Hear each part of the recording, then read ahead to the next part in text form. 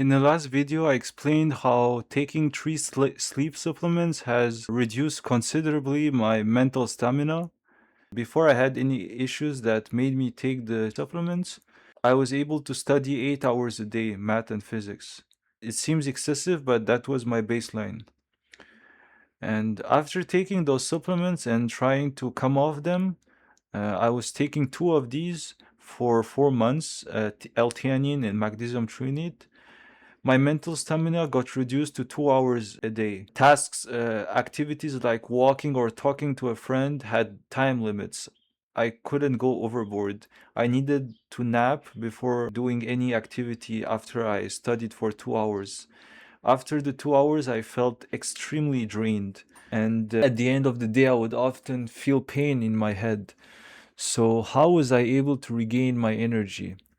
So one day after I was in having issues with my mother, try picturing that a person who is on the brink of feeling he has no energy at all and he goes into arguments with his mother. Imagine how much more draining it is. So there was a period when I had arguments with my mother. I was angry and I was taking extra antipsychotic pills for sleep because I didn't rely on the supplements anymore. I hoped that the damage in my brain was not permanent. I was wishing that something was getting better. I felt that it shouldn't be normal for a young person who's pre 30 to have difficulty talking to a friend for more than an hour or needing to take a nap every time he wanted to go outside or trying to avoid talking to his parents because his brain would feel often in pain. It didn't feel normal that I was easily drained mentally. So something needed to change. Something that I was doing was wrong. And that thing I thought might have been the antipsychotic I was taking. As you know, antipsychotic are like tranquilizers and it can reduce mental energy. And that day, I took like a high dose of extra antipsychotic for sleeping also.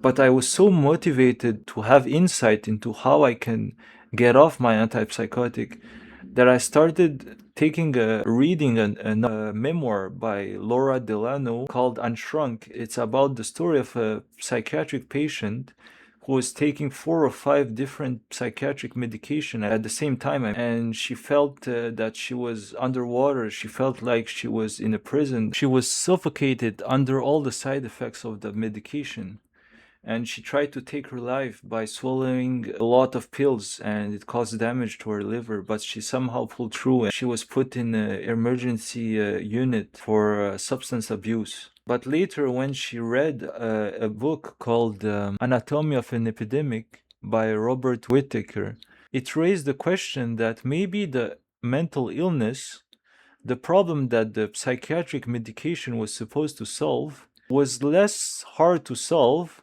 than the problems that the medication itself generated throughout the life as its side effects.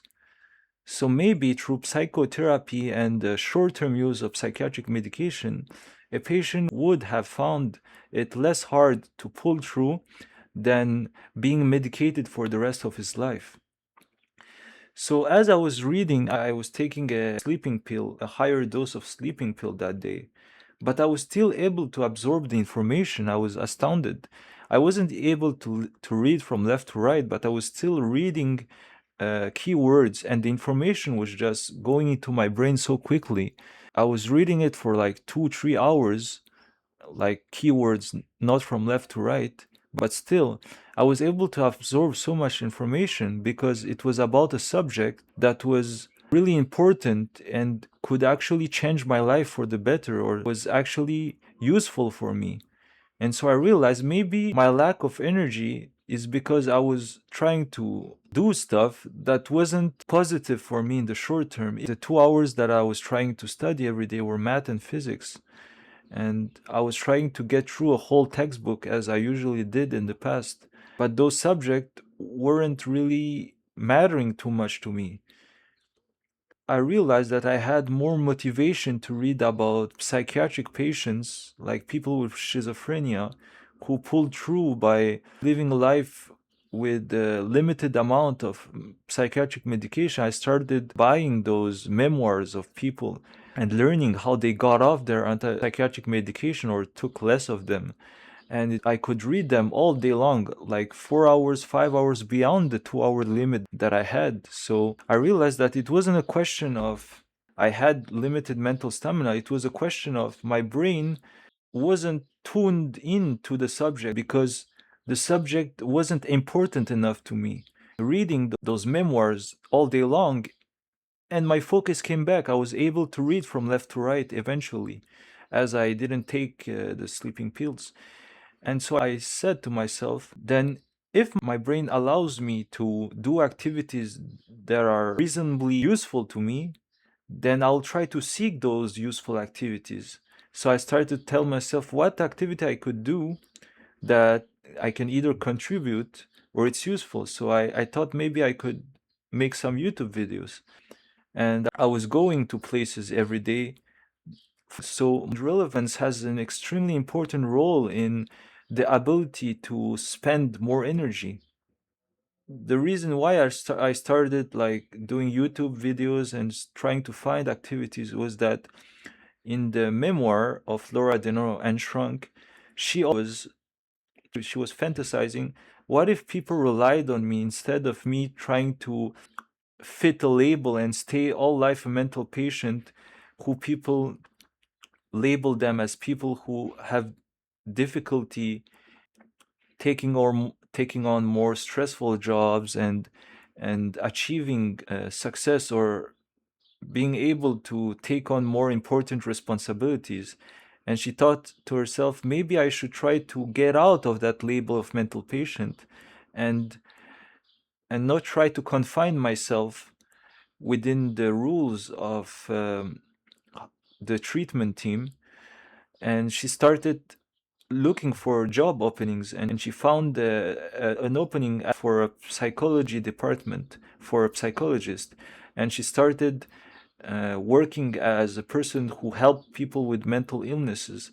She started to take more and more responsibilities, and sometimes it was uncomfortable. For instance, she got into a project of trying to write about her mental experiences, and she felt really stressed at that moment. She felt like it was a hurdle, that maybe she wasn't able to do that, because if she did that, she might have felt that it could destabilize her mental health. But she still was able to pull through. And so what I got from the Laura Delano story was that if you try to take on more in life, if you feel burnt out, but you try to change the current activity and look for other activities and take on more meaningful activities, try to incrementally do more and more stuff that are daring and meaningful, it can actually propulse you, and it would actually create more energy rather than draining more. It's look at yourself playing video games for hours or reading something that you could read all day long. And I feel like if you're able to find those activities that you care about and move slowly outside your comfort zone and do more and more of these, you'll find that your brain is gonna shift. It's gonna change, and you'll find that your brain will gain abilities. It will transform itself as you try to expand your boundaries towards something meaningful for you, and realize that you're able to go through more difficult situation. You'll gain confidence in yourself, and I'm still trying to do that, and I'm still trying to figure out how am I able to move forward. But it's just to tell you that you guys have much more energy in you than you realize. If only you aligned with stuff that truly are meaningful to you guys.